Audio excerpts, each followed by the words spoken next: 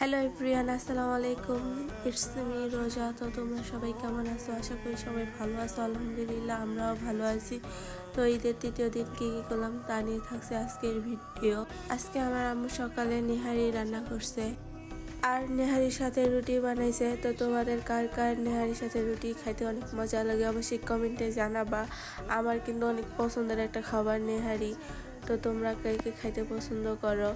এরপর আমি একটু স্কিন কেয়ার করতেছিলাম, পরে আবিদ বলতেছে আমাকেও দিয়ে দাও, তারপর ওকে দিয়ে দিলাম।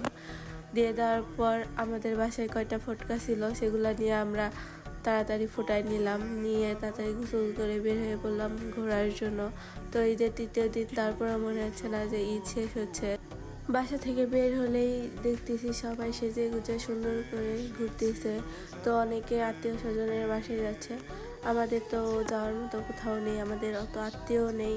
ফার্স্টে আমরা রেডি হয়ে মাদার মোল্লা একটা দিঘিতে আসি। তো এখানে একটা বাজারের নাম, এই বাজারের নামটা আমি জানি না, তোমরা জানলে অবশ্যই বলো। তো এরপর আমরা হাসাই গাড়ি চলে আসছি।